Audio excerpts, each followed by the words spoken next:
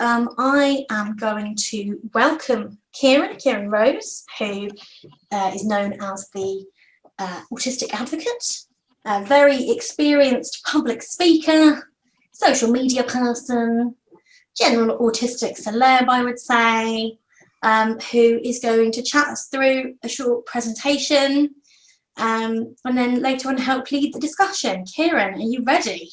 I am. Thank you for having me. That's all right. You should be able to share your screen, and I'm now going to just need to look behind my notes, so if I duck out off picture, here we go. And we are there. And share from the beginning. We can see your screen. Can you see my slides? Yes. Awesome.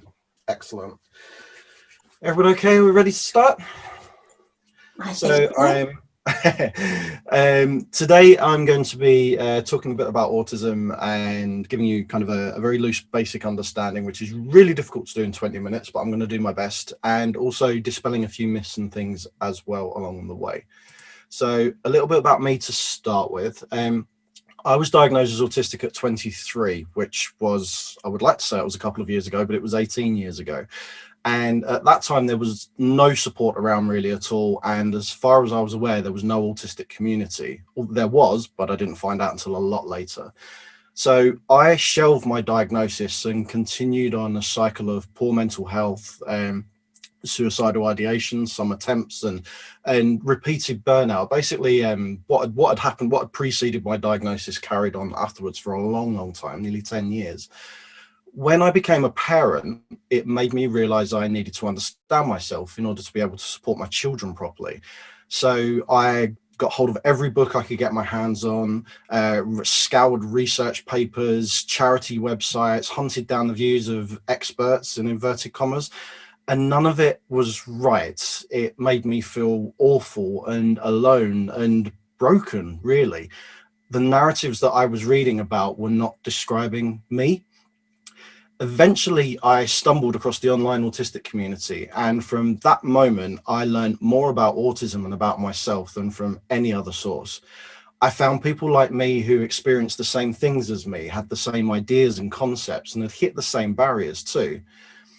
A while after that, I started writing cathartically, and certainly not with an audience in mind, but it seemed to hit a nerve, and I've now been read by nearly 1.5 million people. I'm a speaker, as Amy said, and a trainer, and I'm also a consultant with various organisations and charities all over the world, working on changes in policy, practice, and service delivery from a non-ableist and neurodiversity informed perspective. I decided very early on that I would not be platformed by or speak on the platform of organisations and national charities that I deem problematic. And that's because my moral compass points a really hard north when it comes to the rights of autistic people. So I refuse to be a token, and I don't like other people being used as tokens. So that's pretty much me. In order to understand autism, you need to get to grips with the complicated racist, sexist, and ableist history to both that go with both the autism diagnosis and the societal understanding of autism. Throughout that history, there have been many prominent problematic white men, for example, Hans Asperger, who may or may not have been a Nazi, Leo Kanner, who may or may not have stolen work from Hans Asperger and was definitely a publicity hound, a man called Bruno Bettelheim, who it turned out much later was an unqualified fraud, who influenced many of the diagnoses are in the diagnostic manual that's used by psychologists and psychiatrists all over the world and has still that influence. And also a man called Ivor Lovaas, who was the father of a therapy called applied behavioral analysis. And he's also very much associated with gay conversion therapy. And there's lots of awful experiments that went on with autistic children and things that still carry on today as well. All of the research and cultural understanding of autism that we have now is underpinned by the work of all these people, these men, whose ideas and theories are based on external observation from a biased frame of reference around what we see as normal. If we move forward to research today, autistic people are still regularly dehumanized and described as non-functioning humans. We're pathologized. Really recently, with a colleague of mine, Dr. Sophie Vivian, I wrote an article called Regarding the Use of Dehumanizing Rhetoric. So Sophie's studying a PhD in neuroscience at King's College in London, And in one of her lectures, the lecturer set up a debate to classify what makes someone human. And their conclusion excluded autistic people on the basis that we're unable to mentalize other people's perspectives, which is known as theory of mind, which is a long debunked theory when it comes to autistic people. So all of this narrative is driven by the belief that being non-autistic is some kind of gold standard. Autistic people are measured diagnostically against non-autistic people. And the criteria actually measures deficits in non-autistic behavior. So we're going to meet what is not autism. The image of the melting down child is the traditional view of autism in children. Autism is historically seen as an issue of childhood, something that you grow out of, in inverted commas, or if it remains that you are perpetually Peter Pan-like and incompetent. Most supports, putting aside usually their uselessness, are for children. Most literature is about children. Research is mostly about children, and so on and so on. This screaming naughty boy making his mother's life a misery is the social rhetoric. Usually they're portrayed as non-speaking, when actually it's estimated that only 40% of autistic children are non-speaking. And that number actually drops as you go into adulthood, when it turns out that often non-speaking can often turn out to be speaks a bit later.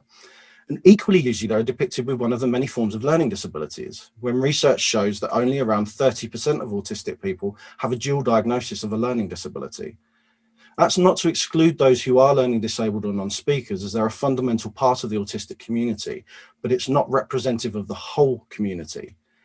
This ideology feeds cultural and professional responses of the necessity of early intervention to make sure that these children don't turn out fully imperfect. Behavioral therapies to keep them in line and make them conform. And society itself acts like a behavioral therapy, applying standards of behavior and social conformity and the idea that there's this perfect human to strive for. These images are the cultural view of autistic adults. Benedict Cumberbatch in Sherlock, Dustin Hoffman in Rain Man, Keir Gilchrist in Atypical, Hugh Dancy in Hannibal, Jim Parsons in The Big Bang Theory, Freddie Highmore in The Good Doctor. When we do have recognized or intimated autistic adults, the cultural icons are all male, white-skinned, and brown-haired. They're all savant in some way, usually intellectually, all dysfunctional socially, all relative loners, and are all quirky. The screaming child allegedly unable to communicate, or the dysfunctional male genius who they decide is selfish and unable to show love. And where's everybody else within all that? They exclude the everyday autistics, the non-speakers, the partial speakers, and those who are also learning disabled. You go from one extreme to another. This paragraph is taken from the National Autistic Society. This statement goes out on all of their literature, and it's paraphrased by nearly every charity, textbook, and website in the world in some variation. It says, autism is a lifelong developmental disability which affects how people communicate and interact with the world. 1 in 100 people are on the autism spectrum, and there are around 700,000 autistic adults and children in the UK. What's the problem with this statement? Well, firstly, it doesn't actually tell us what autism is. It's a definition of autism, but all it does is defines the deficits. It highlights the problems, but gives us absolutely nothing useful. Scarily as well, the statistics are also vastly incorrect. Bearing in mind, this is relatively the most famous autism charity in the world, and this information goes out everywhere in government documents, school training, and on and on. But these figures are taken from the National Census of 2011, from a decade ago. It misses the undiagnosed, those who didn't self-report, and those who've come along in the last 10 years. The American CDC tracks autism diagnostic rates as 1 in 49 officially and 1 in 36 unofficially, but it's still missing the undiagnosed and those that they've missed. Numbers are increasing through better recognition, but we have an epidemic of identification. We've always been here, but they are still anecdotally falling very short of the real numbers. And we're always looked at through deficit, not difference, weakness, not strength. And the autistic community has been forcibly split along lines of intelligence and speech, with no recognition of the crossovers, and all based on IQ measures, which are meaningless and based on racist and classist ideas. This is the real autism. Autism is neurology. Your brain is not just in your head, but reaches every part of your body. because it's impossible to separate your brain from your nervous and sensory systems. Neurology is very basically the input of sensory information, that sensory information being transferred around the body, the information being processed, and then the output, how you react.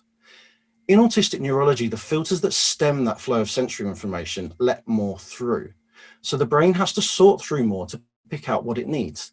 That sometimes leads to slowing down reaction time, bottlenecks and overflows and spillages, which shows when we get dysregulated and shut down or meltdown. It's theorized by the autistic community and a lot of professionals that we also have monotropic minds. Now that means a mind which focuses on singular things to allow for the easier flow of sensory information. It also allows focus at far greater depth. Polytropic minds, which are what non-autistic people have, focus on multiple things. Their sensory system is more flat, and it means their focus is more superficial, maybe is the right word, and it also doesn't allow for specialization. Differences in sensory processing and a neurology which works completely differently obviously makes differences in how you think, move, act, even how you see the world on multiple levels. It creates different needs. Those differences don't have to be seen as wrong, but they are. They're always framed in a reference of non-autistic equals right, autistic equals wrong. What should be happening is viewing these differences through the eyes of culture, where representatives of two completely different cultures attempt to come together and culture clashes in communication and thought occur. Normally in geographical culture clashes, middle ground needs to be made, translations of language occurs, understanding different body language, accommodations reached. But with regards to autistic people, because of years of medicalization and years of misunderstanding, the dominant culture, the non-autistics, instead pathologize us and insist on exerting its needs onto us. We have to be like them, and if we're not, there's something wrong with us. Kieran, I hate to interrupt when you're doing such an excellent talk. Would you mind slowing down a tiny bit just for our interpreters? Thank you very much. Not a problem. Sorry, I'm just aware of time as well. That's the. I know, I'm really sorry. Okay. Neurodiversity is a concept that explains this, thought up by those of us who are neurodivergent. Everyone on the planet is part of neurodiversity as we're all individuals. Within that, there are groups where people are more similar to each other neurologically, i.e. autistics, those with ADHD, and on and on. These are the neurodivergents, the different cultures. Those outside those groups, or really the main group, are known as neurotypicals, which is a culture within itself. Differences are cultural rather than deficits. So where does this leave us in regards of, is autism a disability? It's a complicated question. Socially, yes, we're disabled. Physically, still, mostly yes, we're disabled. For me, as an example, because of sensory processing difficulties that disable me in terms of light, touch, sound being too overwhelming, often to the point of pain. And no matter how many adjustments are made, nobody's ever going to be able to turn the sun off for me. Co-occurring conditions also often create disability, and I'm yet to find an autistic who has no co-occurring conditions, even if they think they don't have any. So now we're going to look at what's even more not autism. The concept of the autistic spectrum created a host of different diagnoses, which truthfully were all really talking about the same thing, such as classic autism, Asperger's, PDD, NOS. The traditional view of the diagnostic criteria portrayed by the autistic spectrum is a straight line that goes from those deemed incompetent to those deemed almost competent, with these different diagnoses plotted all the way along it. What was missed back in those days is not only that autistic people are all different because we're all different people with different personalities like any other human, but also the raft of common and less common co-occurring conditions that can impact on how a person exists, which effectively make these separate diagnoses pointless because these co-occurring conditions aren't autism. Co-occurring conditions are not autism, but are shoved under the umbrella term of autism. They're often present, more often unidentified or ignored as just autism, but they can be hugely life impacting. First, you have those present from birth.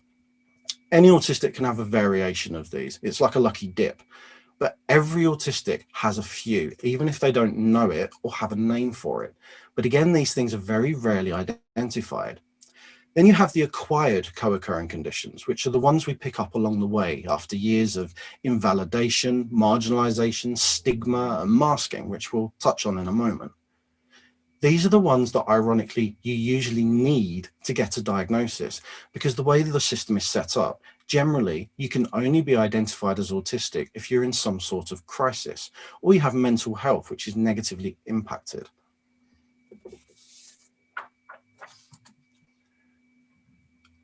Autistic masking is my professional area of interest. Masking is a human behavior. We all adapt to different situations, wear metaphorical different hats depending on who we're with or where. This is called context switching. But autistic people are often struggling sensorially, struggling with neurotypical communication, dealing with some of those acquired mental health conditions, have a raft of unidentified co-occurring conditions, and a lifetime of trauma related to being invalidated, stigmatized, and marginalized. It's because of that that autistic masking is far better identified as a trauma response, as opposed to the common understanding that it's a social strategy. It's a safety mechanism kicking in that over time becomes near, sometimes fully permanent. This happens in the form of presenting an acceptable approximation of yourself that keeps you safe from other people, a kind of hologram of you, a second consciousness. It starts in early childhood, and sometimes it means appearing more non-autistic. Sometimes it actually means appearing more autistic. Usually it ends up with you not knowing it's happening and losing your whole sense of self-identity very, very early on. It all depends on a lot of context. It involves suppressing your sensory reactions, suppressing the impact of disabling co-occurring conditions, modulating your behaviors and communication style, fighting your natural ways of thinking, suppressing any fear or trauma, suppressing your confusion, and so on. Whatever you can do to make it so that you aren't singled out or seen for your authentic self. Part of the reason many autistic women and girls have been missed is that they can mask in ways that make them seem less seen. But frankly, that's pure sexism. If you're acting in a traditionally girly way, then you are less identifiable because they're looking for typically boyish behaviors. It's not the mask, it's the people looking at it through a lens of sexism that are the problem. From an outside perspective, it's also important to recognize what is masking as opposed to what it is you are missing when you're trying to identify an autistic person through a lens of stereotypes. Part of the wider issue here is around bias, sexism, and racism. For instance, Black people are more likely to be diagnosed with behavioral diagnoses like oppositional defiance disorder. People assigned female at birth are more likely to be diagnosed with mental health conditions than autism.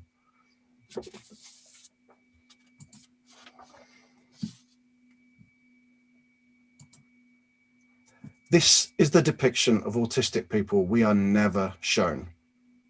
Autistic people of all colours, all genders, all ages from all over the world, intersecting every aspect of humanity.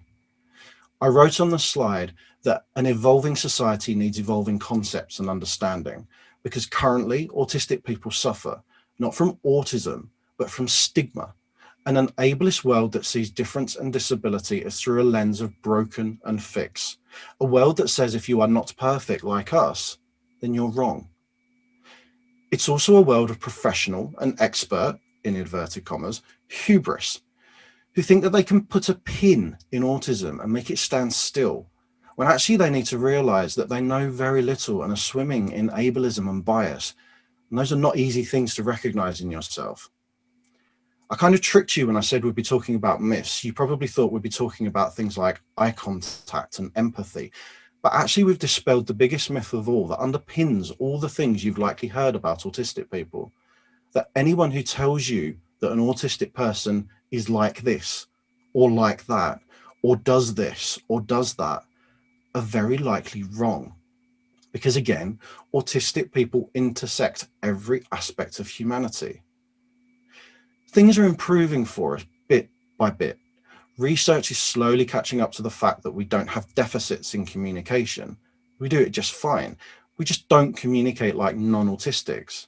What appears rude or blunt is much needed directness from someone who's wading through a sensory world you wouldn't comprehend and need to get the information information out as quickly and as honestly as possible. That how our stimming and movement is not a deficit, but a human behavior exaggerated into a language and a processing aid. That our minds are not rigid, but just flow in a different and often more concentrated direction. That we are not unempathetic, but overly empathic to the point of overwhelm, which can make us appear unempathetic.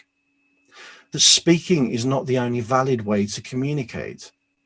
That if you don't understand someone and insist they act like you want them to, instead of how they need to, they're going to show you challenging behavior.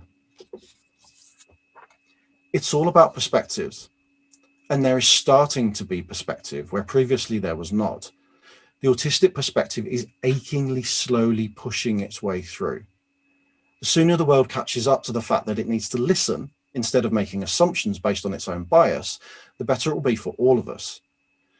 The sooner the world recognizes autistic difference as a culture difference and takes responsibility in its part in the barriers created by those culture clashes, and the recognition and removal of the ableist narratives that enshrines us, the better it will be for us all. And how can you help that? By shucking off your own confirmation bias, moving past stereotypes and showing us a little empathy. Autistic people are broken, but not because we're autistic, but because of how we are treated because we're autistic. Thank you. Thank you. That was very powerful, and I would do a big round of applause, but it's not entirely inclusive, so I won't. Instead, Kieran, I'm going to do my jazz hands, my deaf clapping. There you go. That was excellent. Thank you so much. I am now going to hand over fairly speedily to Catriona, who I think might share a video with us and chat a little bit about the work that she does, and then we're going to open up the discussion. Catriona, are you ready? I'm as ready as I will ever be. Yes. Great. All right. So Catriona is going to talk to us for about 10 minutes, and like I said, we're going to open up the discussion then. Okay, over to you. Okay, thank you very much. Yes, Kieran, there was a huge amount in there. Yeah, really, really interesting, very powerful, as Amy said. So I'm founder of SWAN, the Scottish Women's Autism Network. And I just wanted to, while I'm kind of thinking about it, is just mention the thing about masking, because what Kieran said, I absolutely agree with. The motivation for autistic masking is almost certainly very different than non-autistic masking. And for autistic people, it's a survival strategy. I think it's probably also important to say that it's something that both boys and girls, men and women, autistic people, but have in common, but it's associated far more with girls and women. And just a wee trigger alert, mental health and suicidality. So it's really, really bad for the autistic person's mental health to have to mask.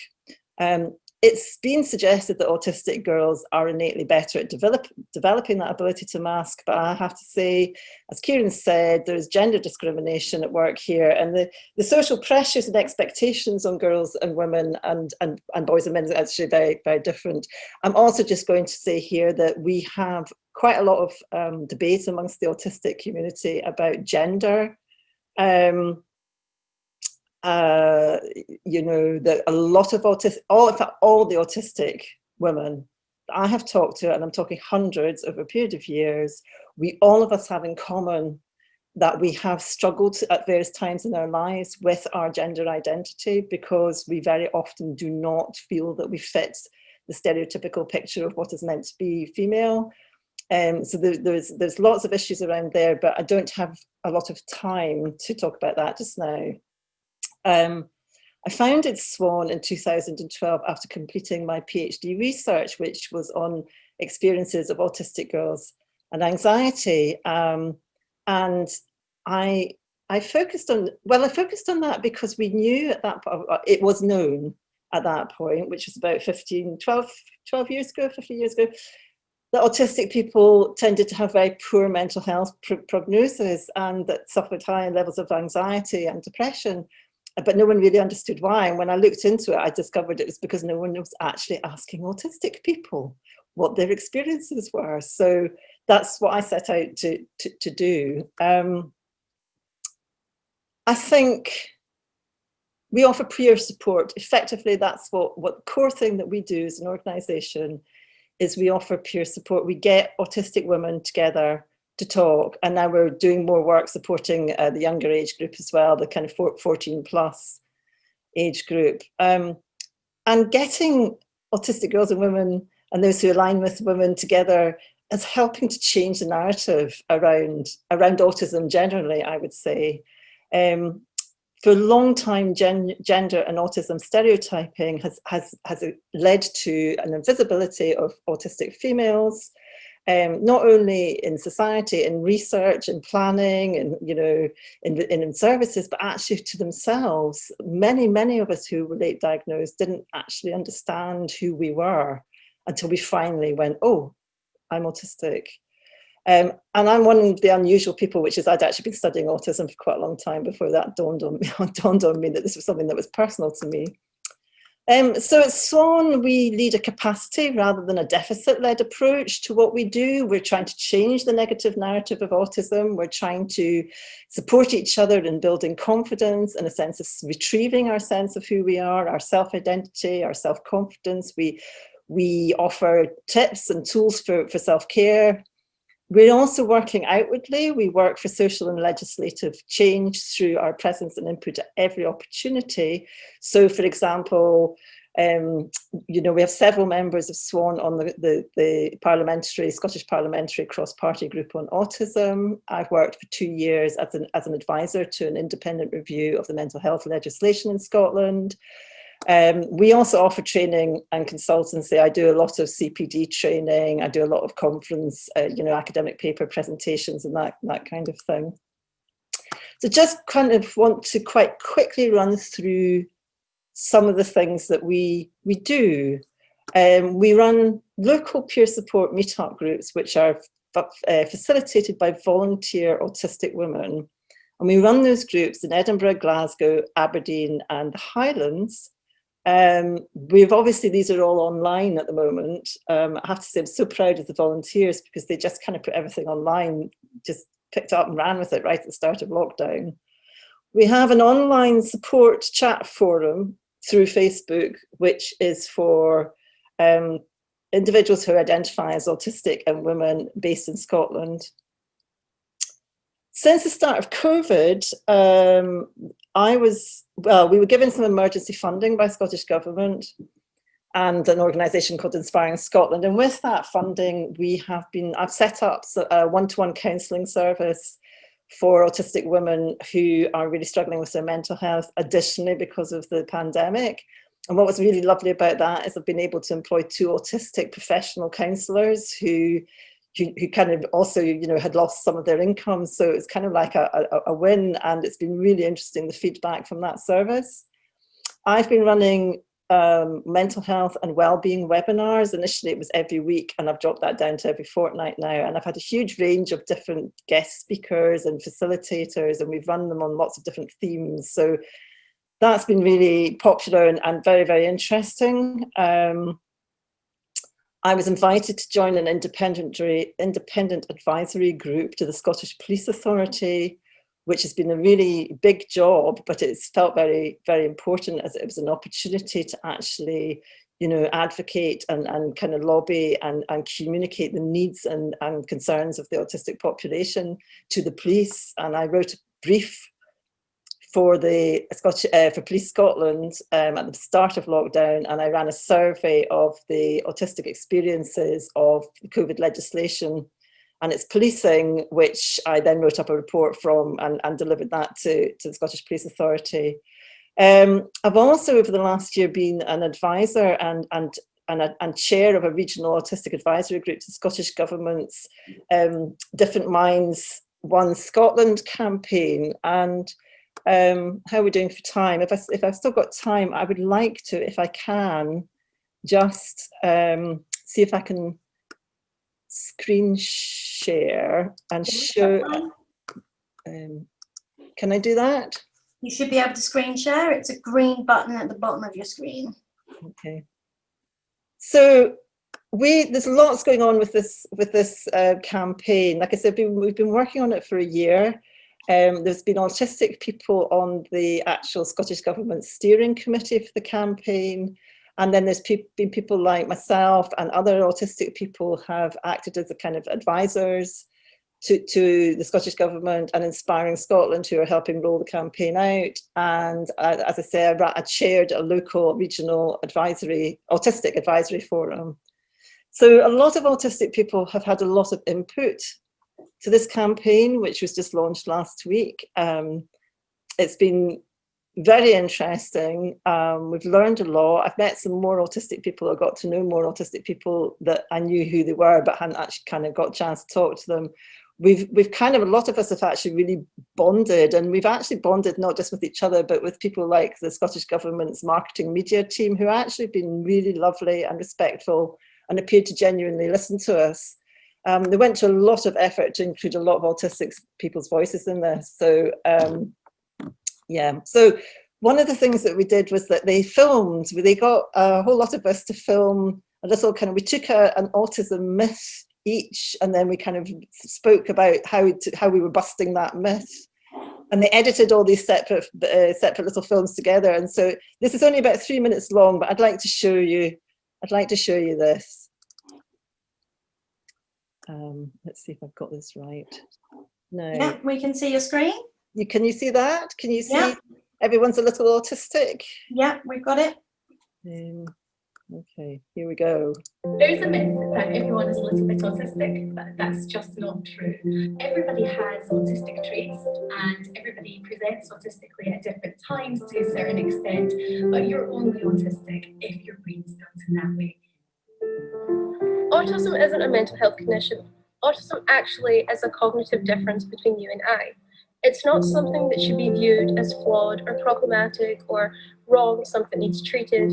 It's just how I view the world and how you view the world, and that's okay. I would say in some ways that as an adult, being autistic in a neurotypical world, excuse the words, is actually more difficult than it was when I was a child. And obviously I've been autistic all my life. I spent the first 2 years after my diagnosis looking back and working out all the things that were probably due to me being autistic. Autistic people don't feel empathy? Not true. Autistic people feel empathy just the same as everyone else does. Many autistic people report that they actually are often overwhelmed by other people's emotional states because they feel so strongly. But we may not always demonstrate our empathy in the way that you might expect. This is a total myth. Many of us autistic people have learning differences. Some of us might require a little bit extra support, but what we do need most of all is just your patience and your understanding. All autistic people have special skills like Rain Man. This isn't true either. A small percentage of autistic people are savants, which means they have mathematical skills beyond compare or can produce incredible artwork. However, most are regular folk. There is a myth that you can tell if someone is autistic just by looking at them. Well, that's not true. There are autistic people in all walks of life, in different professions, of different ages, genders, ethnicities, and religions. Autism does not have a look, nor does it always have visible identifying characteristics, and when it does, they do not apply to all autistic people. Autistic people can find socializing more tiring than non-autistic people, particularly if we have to hide our autism in order to blend in. However, we are not being antisocial. We are actively making an effort to socialize. So, autistic people always have other conditions. Well, honestly, this is a bit complicated because quite a lot of us do. There's a lot of us with ADHD, for example. There's an awful lot of us that have got mental health conditions. But something that's really important to remember, they are separate. autism can be cured. No, it can't. That's not true. It's not an illness. You can't cure or grow out of autism. It's part of a brain difference. We are the beautiful people we were born to be. Value us for who we are. Don't try to cure us. Let's work together to make the world a more understanding and caring place.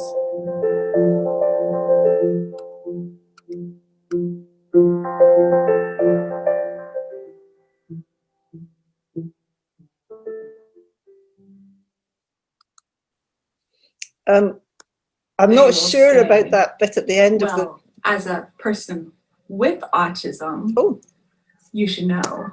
And it'll be very, very pointed. It'll be just like that, like so much stress.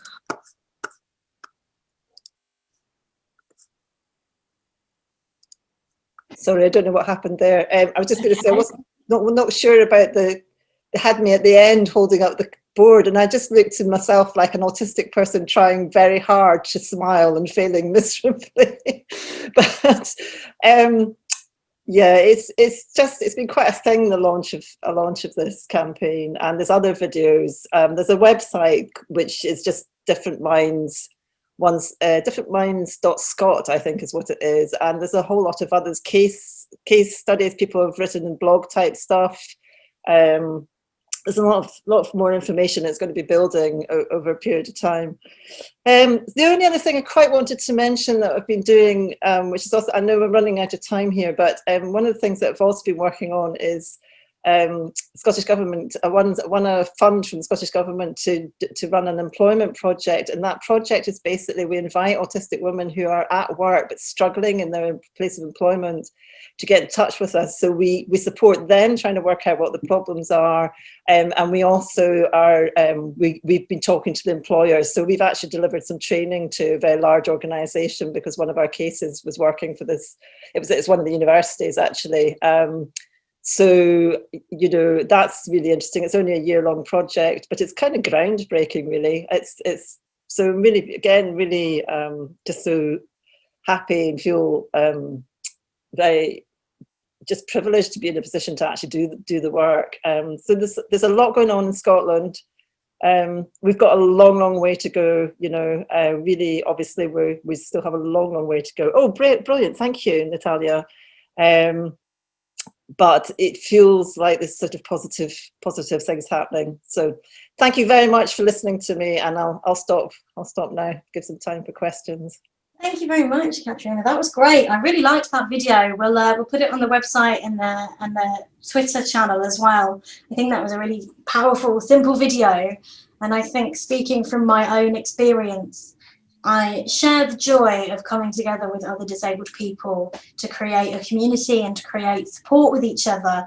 And I think that's always really powerful, and you should be super proud of the work that you're doing. So thank you for telling us a little bit about it. Just so people know, one of the things we're doing at the Staying In is applying for grants at the moment.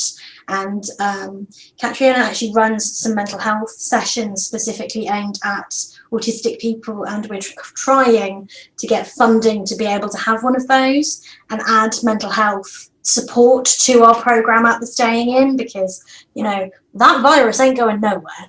And I think there's a community of deaf and disabled people that need more specific mental health support, and if we can find ways to run that online and get the funding to do that, we're really keen to work with Katrina and do it. I'm now going to suggest we have about 20-ish minutes of questions, and I think Kieran has prepared a couple of reflections to get us started, but this is also where I'm going to hand over to Steph and Skip and see if they have any thoughts or reflections they'd like to share, and you can also put questions in the chat. So over to you guys. Kieran, do you want to go first, and then Steph? Yeah, sure. Firstly, I just want to say I know Sarah had commented in the chat about the last line that I kind of used. I don't think autistic people are broken, but we are broken by society. That's what I was meaning there. So I just wanted to clarify that point there. I was just, when Amy and I were talking about doing this before, we were talking about the importance of the intersection of autism.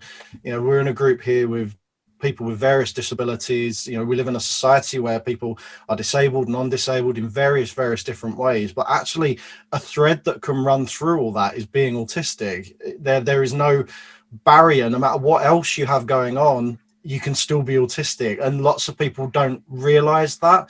They seem to think it's a thing that people have, and they don't have other things, or they don't have other things going on. And I just think it's really important to kind of clarify that anybody in this meeting could be autistic, even if you think you're not. It's always a possibility. Yeah, fantastic. Steph and Skip, do you have any thoughts at all that you want to add? Steph, we can't hear you. Oh, now we can. Okay, I will lean forward. I don't know. I thought Kieran's talk was very good, and I feel quite fighty and proud of being autistic. And I want to challenge people. Go, I'm autistic and I'm brilliant and tough. But I just wanted to mention one of the things which probably doesn't come up a lot is that when, like, talking to Amy about her learning to use the white cane and making those adaptations to be able to navigate the world as a disabled person, I'd be more comfortable seeing that in myself. And it was after doing that I managed to get some ear defenders, and it means going to the cinema's nice now. It's not like an overwhelmingly painful experience because of the noise. I've been to concerts, and it's remarkably easy to do that and not give a shit and have a nice time. So I strongly recommend thinking about it. Yes, and they're very beautiful as well. Skip, any thoughts? Well, so I first came across the potential of sort of the autistic label, and especially applying it to me, when I was at university. And one of the friends within one of the societies I was in was a board member of a charity set up by autistics for autistics and a support within the community. So she suggested that I went down to help out, and I got very involved, and they were all like, if you don't have autism, we'll be very surprised, just through some of the traits that I was exhibiting, and I'd never thought of it. But one of the specific anecdotes I'd like to share is we had a parent whose support, the child, their autistic child had support at school, and this person had said to the parent that they needed to stop the child stimming, and the parent thought there was something very odd with that, so came and asked us and said, is my child stimming harmful, or should I try and stop them?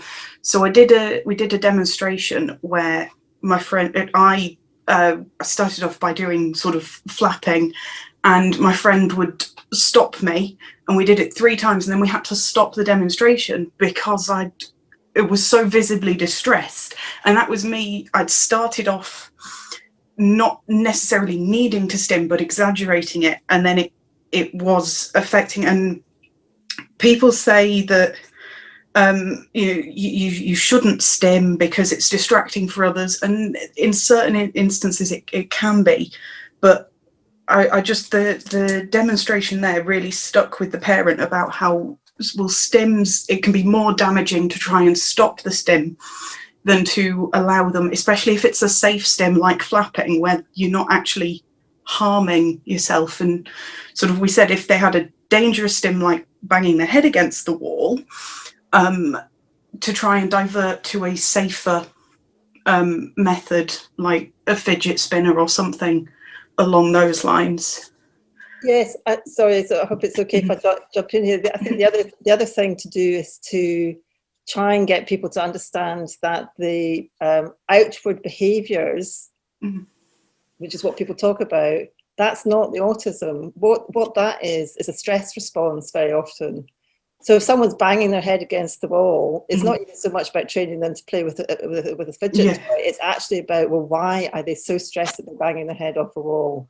But in terms of the positive stuff you're saying, absolutely. Who does it harm if a child plays with something or fiddles with something or needs to move in order to be able to concentrate to learn. You know, it goes back to that thing of that disableism, which suggests that, you know, in order for humans to be accepted in society, we all have to fit kind of this stereotype picture of what is normal, rather than just accepting that people are different and they may have different ways of presenting than non-autistic, white, middle-class, well-educated men. Sorry, Kieran, but you know, I'm sure you're going to agree with me. I am fully aware that I am a stereotype. It's absolutely fine.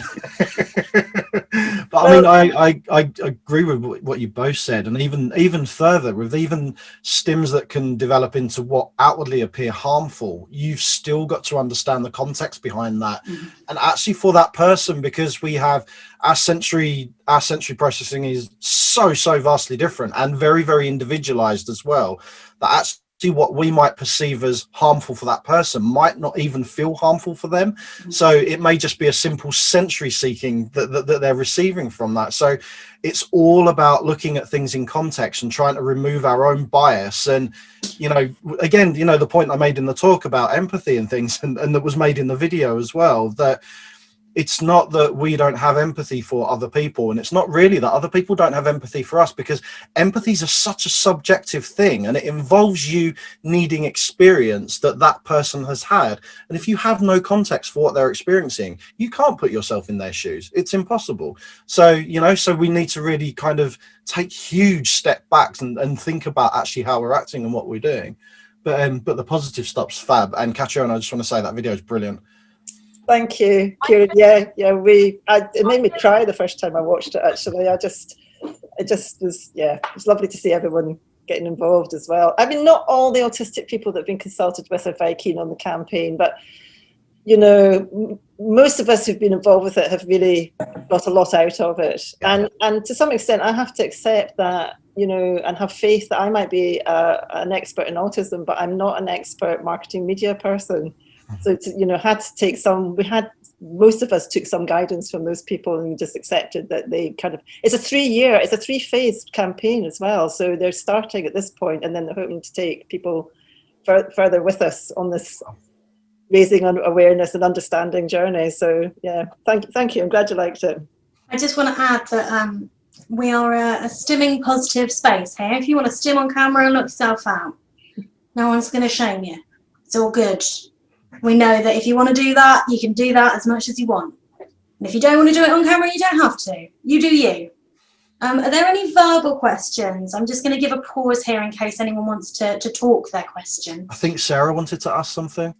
I was just going to add to what you were saying about the fact that I've now forgotten what I was going to say, actually. I do a lot of videos, and I think it's quite important to be quite positive.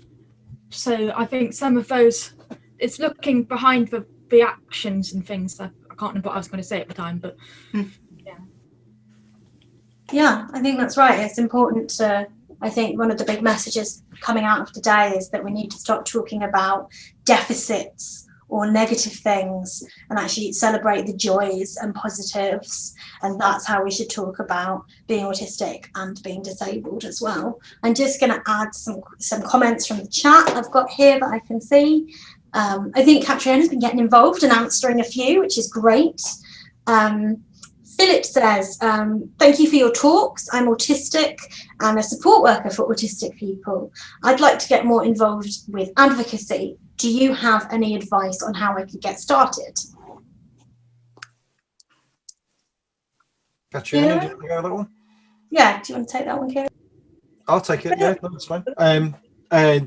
Firstly, obviously, knowledge is the most powerful tool that you can have. That's before you do anything. And it depends on what you mean by advocacy as well, because that can happen on multiple different levels. It can be that you could write a blog, you could have a Facebook page, you could go and work with organizations, you could set up your own organization. So it happens on, so it's kind of figuring out what you want to do and where your strengths lie as well. And obviously getting in contact and embedding yourself into the autistic community, so you're up to date with information and you know that what you're putting out and what you're kind of advocating for is the right stuff, is positive stuff, is useful stuff. And then, but also to be aware that it's very, very, very difficult Autistic people that work in advocacy on all levels burn out very, very quickly if they don't take care of themselves, because it can be so stressful and overwhelming. Quite often you're saying the same things over and over again. It's massively frustrating, but immensely rewarding as well. Any follow-ups to that, Catriona?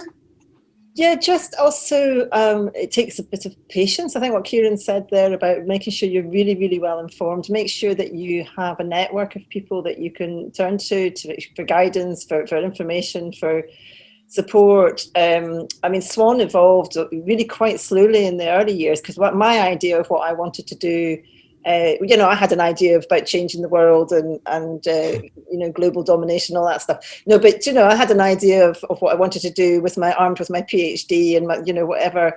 But actually, we went through several iterations, and it was really, really important that I listened to what other people were saying. Because actually what we ended up with was people saying, you know, came to me and said, you know, we want to set up a meetup group, because what had evolved over a period of time was that women were coming to Swan because they just wanted to meet other autistic women, because they'd never had that before. They'd never had women spent time with other autistic women. And so Swan has evolved out of that. So it needed patience. Like I say, it needed for me to be able to hear what people were saying to me and not just plow on with my own preconceptions about what I thought was right. And I've been very, very lucky in that respect. I get a huge amount. I mean, what Kieran said about burnout and getting into conflict online with other autistic people, that's something to watch out for as well. We all have probably done it at some point, but you know, I get a huge amount of support out of the Swan volunteers, the other autistic women in my organisation. Huge amount. I don't know if I could be. I wouldn't be able to keep. I wouldn't have been able to keep going doing what I'm doing if it hadn't been for them, actually. So support network, it's really important. I agree with that. The network's really key, I think, and also because you can't know everything yourself. You need the perspectives of other people. You need the insight of other people in order to be able to inform you, in order for you to bring in other people to talk about the things that you don't know, or you don't know in depth, or you don't know as depth as somebody else does. And there is always an autistic person that will have hyper focused and deep dived into the darkest subjects of anything, who can talk about something a bit more, far more strongly and with more professionalism than you ever will. So it's about understanding that you, like Catriona said, you can't change the world on your own. Nobody can do that, but what we all have to do is work together. And Catriona and I kind of move around the same circles and have similar people in our circles and things. So, you know, so we all talk to each other behind the scenes. None of us are out there on our own doing things by ourselves. So it might look like it sometimes, but we're very much not. Thank you. There's kind of a bit of a discussion going on that kind of I would like to ask, and it started with Asteroid asking sort of this point around people saying, oh, they have autistic traits, or they're a bit autistic. And I think obviously what, you know, Kieran and Catriona have been saying is that's not really a thing. You know, like it's kind of based on a lot of these myths and preconceptions about what it is to be autistic. And if you have someone in your life that maybe says that, like, oh, so-and-so, oh, you know, he's a bit autistic, as in, you know, he's not very socially competent is maybe what they're saying, or they're not very emotionally in tune. What is kind of, this is a tricky question, but I wonder if you've come up against it. What's a good response to that? You know, because I want to try and educate people who say that into like, oh, it's actually not a very helpful thing to say, and you're actually enforcing negative stereotypes. So what would you, as an autistic person, what would your response to be to that?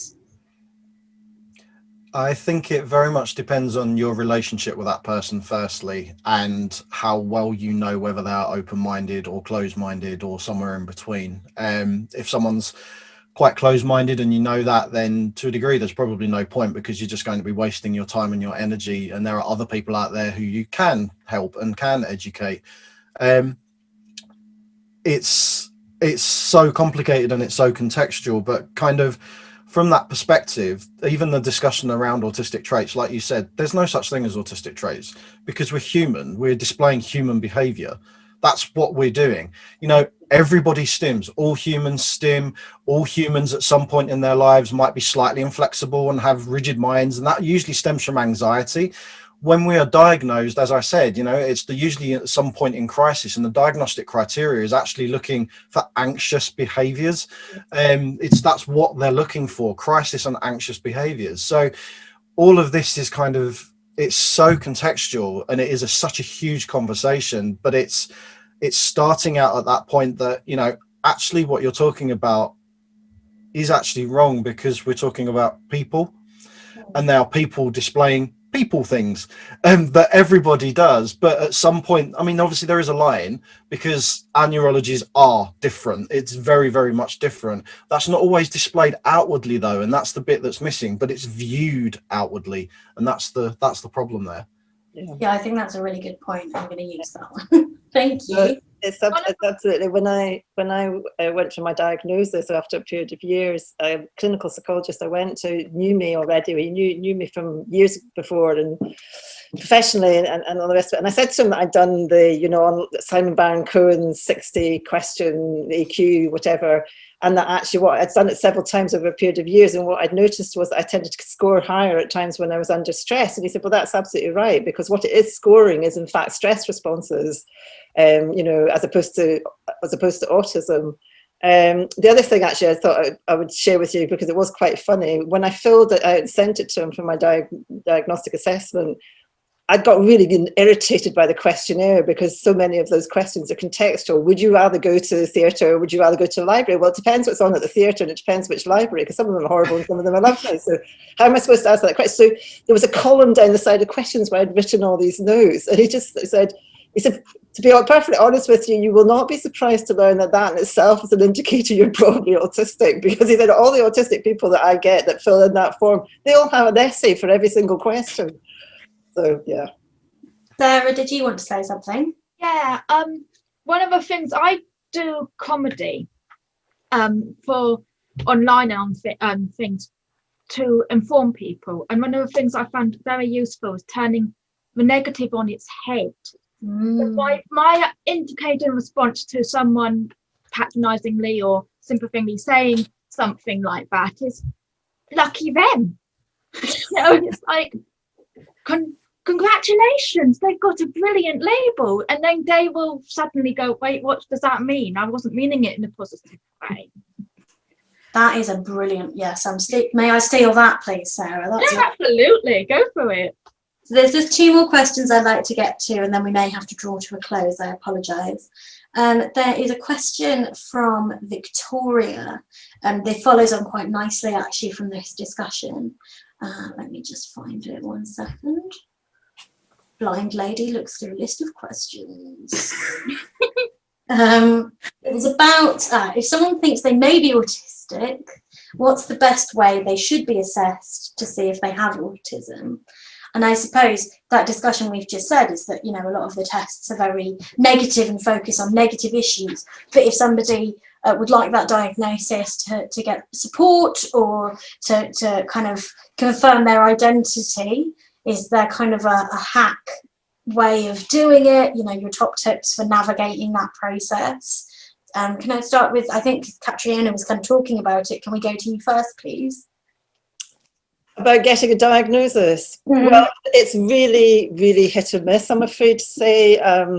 You know, so a lot of areas don't actually have an adult diagnostic pathway, and even where they do, I have to be careful what I say in public, because it's for all sorts of reasons, but you know, there can be issues, and we certainly are still having reports of women being shown the door very quickly because they have a job, or because they're too sociable, or they have self-awareness. That's one of the things we're not supposed to do, or whatever. And that's just shouldn't be happening in this day and age. But it's really it's a postcode lottery, I'm afraid. But I think probably the first step in most areas is that you have to go to your GP and ask for a referral. What I would normally say, as from Swan, as we've done in the past, is say make sure you go armed with a certain amount of evidence already to hand. We have leaflets that you can download from our website, which is a kind of guide to healthcare professionals working with autistic women, which we know have been employed quite well. But the alternative is, if you can afford it, you know, is get a recommendation for a really good private practitioner. But you know, that's quite discriminatory, because not everyone can afford to do that. But certainly what I did, and I actually came down to England. At that point, there was no one in Scotland that was recommended at all, so I came down to Lincoln, and yeah. So, yeah. Any thoughts, Kieran? Yeah, just to really reaffirm what Catriona said, especially in terms of the evidence, it's something that I always recommend, and kind of through my little social enterprise, it's something that we do, is actually walk people through kind of a pre-diagnostic process where we support them to kind of evidence their lives, basically. You know, it's kind of, it's not cheating, but it's kind of looking at the diagnostic criteria and kind of thinking, well, where have things happened that they're going to recognize as being autistic things as they look at it. You know, so, but there is nothing more, like what Catriona said about annotating the kind of the diagnostic questionnaire. There's nothing more autistic than turning up with a 30,000 word thesis about your life, you know, as evidence as to why you might be autistic. But the other thing is that that's also really important, because quite often when you turn up at the screening interviews, and even the main kind of the meetings that you have to go to where you talk to the professionals, it can be so easy to forget things, to lose track of what you want to say, to be so nervous and anxious that you sometimes even you can't speak, or you stutter over your words, and all of these kind of things. And those are things that can actually hinder you. So if you can turn up with all that written down, at least you've got something that you can refer to. So it's really, really kind of important to do that. But the whole system of diagnosis is a barrier. It's set up against us, and I am a firm believer it shouldn't even be a medical diagnosis. Really and truly, it should be autistic people identifying other autistic people, because we're all very good at that. We're all very good at spotting when an autistic person comes in the room. You know, even that notion around that people don't look autistic, we have autdar, so there must be some element of looking autistic that we can pick up on. So you know, so it's kind of, and it should be a positive thing, and it is so negative. And it's really quite and can be an awful thing to go through. Even though you get something that's validating for your life, they can kick you out the door with no more information than you went in with, apart from now you have a label. So, you know, so it's just really important that you kind of make sure that you have a support network around you, and you can go and talk to other autistic people. You can self-identify as being autistic. That's absolutely valid to do, because there are so many barriers to diagnosis, including the diagnostic process itself, which is not geared towards women or non-binary people or trans people or anyone, even men who present atypically. So there's just so much there to kind of work with, but there's so much support out there as well that never used to exist. Thank you. I think we've got a good and maybe final follow-up question for this, as we're drawing to a close shortly. Diana asks, what organisations online would you recommend? And in particular, a good description of autism. I think this might be in reference to your comment about the NAS, Kieran. And obviously, my first answer is, you know, look at the work that Catriona and Swan are doing, because that sounds great. And Kieran has lots of resources as well. We'll be sharing lots of links to those on Twitter. There are already links to them in the email that you were sent about this session, some hyperlinks in their names that you can click on. But yeah, which organisations would you recommend for kind of support and talking about autism? Maybe Kieran first this time. Sure. I mean, obviously ASAN, which are the big American, the self-advocacy network, are a really, really good place to start. They have lots of resources and lots of information. They're very well funded by the American government, and they've got some really good people working for them. Obviously Swan, there are actually some really good, lots of really good organizations in Scotland that are self-advocacy organizations again. My website has lots of different blogs and definitions and things, and I'm renowned for writing very, very long blogs that actually are more essays, but actually I've got a 2-page definition of autism, which is kind of simplifies everything and stuff like that. It's more likely that you are going to get what you need from autistic-led organisations than you are from non-autistic organisations, simply because they fall from they're mostly parent-led, parents who haven't been supported in the right way, so therefore have set up charities in order to be able to support other people who haven't been supported in the right way. And sometimes that can be a bit of a negative feedback loop. So it's really important to kind of hunt out and check out if organisations are autistic led. But I mean, I can send you some links, Amy. That's probably the best thing to do, and then you that would be great. Yeah, if you could share some links. And I'm sure Catriona has a ton as well. Yes, please. Yeah, there's some really good writers and bloggers, and you know, Kate Fox is a stand-up comedian, and Reilly Williams, who wrote The Duck, you know, the play The Duck. There's some really good people out there who aren't necessarily running an organisation, but they're really great to get in touch with, because, you know, they're just really great autistic people. So yeah. I'm sure you'll please do both send me a 30,000 word email full of links. I like that very much. So yes, I'm sorry we don't have any time for any more questions today, but I think this has possibly been one of the best sessions we've done at the Staying In. It has been joyful, empowering, positive, full of education and learning and understanding. And I want to first say an enormous, a stupendous, and mahoosive thank you to Catriona and to Kieran for spending time with us today and sharing so openly their experiences and thoughts. So thank you very much. I would like to do a big thank you to Steph and Skip for being the technical hosts and sharing their thoughts and being part of our community. Thank you for everyone that has joined us today on the event and for sharing your experiences. The chat has been buzzing. Of course, as usual, a huge thank you to Monia and Gabby, our interpreters. And so we'll do our BSL thank you, which is our tip of our fingers, tapping on our chin and then going out, thank you.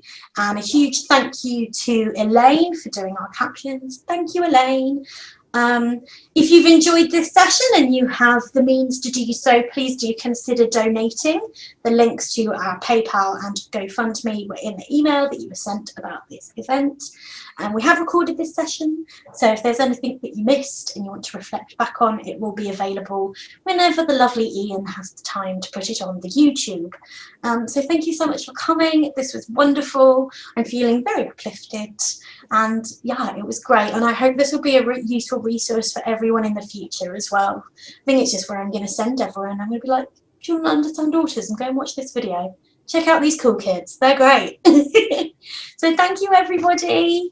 And see you soon on the 22nd. We have a very exciting talk all about guide dogs. And yes, there will be cute poppers in the talk and in the Zoom. So if you like guide dogs and you want to learn all about what it's like to be a guide dog owner, join us on Thursday the 22nd at 6 p.m.